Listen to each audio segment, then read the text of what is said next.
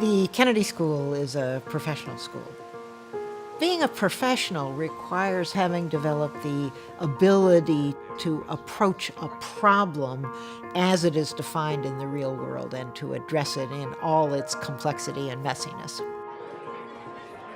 Spring exercise is the opportunity for our first-year MPPs, that is our 2-year students, at the end of their first year to apply the knowledge that they've learned throughout the year to a problem in the real world.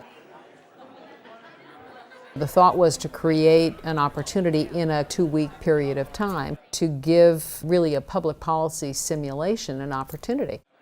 It is designed to create a real-world environment in which decisions have to be made, information has to be assimilated in a relatively short period of time. So the students don't know the topic until the day they walk in. Good morning, I'm Sheila Burke, and along with Mary Jo Bain, I'm the director of the Spring Exercise. They arrive in the classroom as a large group with a great deal of anticipation. I was really hoping that was going to be something very relevant to today. You are going to be asked very specifically. We usually get a fairly quick response when we announce the topic. It's either a big gasp or, a note of surprise. Once it was actually revealed, I was actually very excited. We consciously seek out topics that are current so that they have a sense that when they pick up the newspaper, very often they will see this year's topic being discussed. We always try to have a topic about which some sort of decision needs to be made by some real person.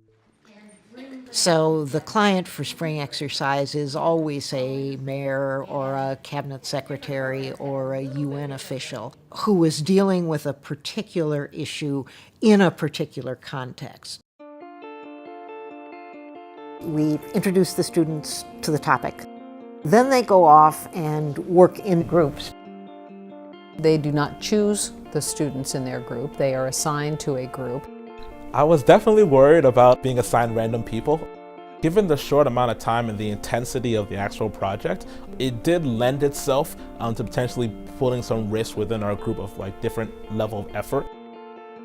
For them to have the experience of figuring out how to work with people that they wouldn't necessarily have chosen to work with on a topic that they wouldn't necessarily have chosen to work on is a real important part of their education.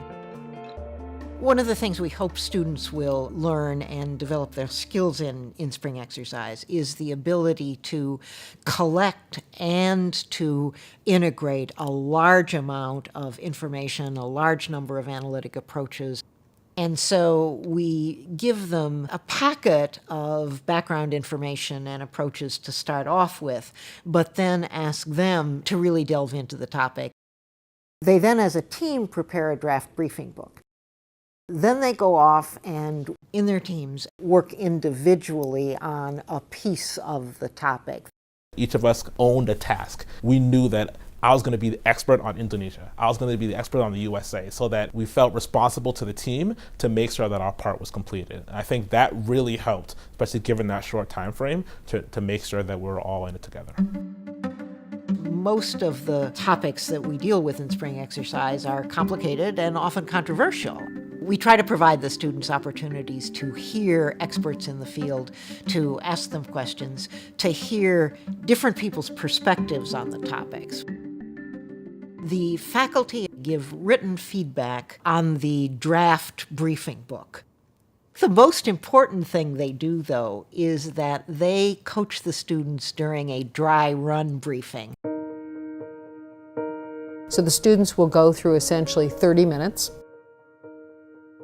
You have students who've never presented before who will, kind of sit down on the desk and hands on the hip and talk to the President of the United States. They're corrected and guidance is given on methods of presentation. After the presentation, I was actually told that I smiled too much, which I thought was actually very, very, very interesting. I think I actually agreed with that one. And then there's the content. Did you argue your case? Did you fairly present information and essentially support the arguments that you're making? Is it logical? Is it logical in the way it's being presented? Were you, adequate in your answers? Were you defensive when a question was asked? First, I think that would be nice to have. It was a little bit nerve-wracking up front to see what kind of questions would be asked, how intense our audience would be, but it was incredibly helpful because we felt like we had a team behind us. I think two substantive points. First, at the end of the 30 minutes, the faculty team will essentially present to the students comments, suggestions, recommendations for how they may rethink what they're doing, and then they are literally given the tape of their presentation. And often the groups that have done very poorly in doing their dry run briefing are often the best in the final because they've taken that information given to them in feedback, taken the tape and gone off and watched it, and really learned from the experience. The final presentation is made to someone who is playing the role of the real person at whom the task is directed. During the course of that, they are interrupted with questions. In a real briefing setting, you're almost never given the opportunity to go through your whole presentation. The person that you're presenting to has an agenda of his or her own. If it's a president or a senior official or whatever, they may not have a lot of time to hear our topic, so it's important that we're able to convey that message in a succinct and meaningful manner. Now, sometimes the person that they are briefing will want to go down a particular line of argument for a long time and to kind of really follow up and get into the depths of the issue. The biggest thing that we took from the experience was that we had all the analysis, all the information in terms of why we thought our solution would work, and we were able to bring it up as relevant. We try to make spring exercise as realistic as possible. So it is really an attempt to essentially make that transition from a contemplative academic setting to a professional setting.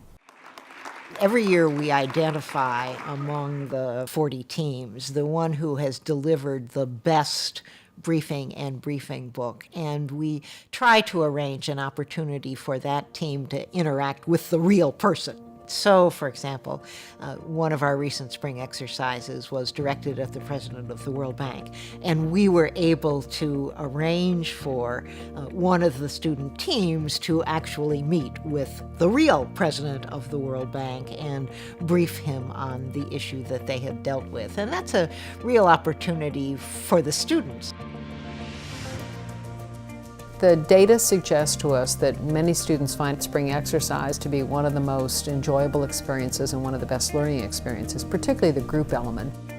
Looking back now, the thing I thought was most valuable, and the thing I really took from my time there was the ability to work with a team that may have different interests and different backgrounds, but actually effectively come together to accomplish our common goal. And I think that was the most valuable part of the spring exercise. That, coupled with the idea of linking the academic effort with the real-world practical experience, really made it the perfect culmination for our first year at Kennedy.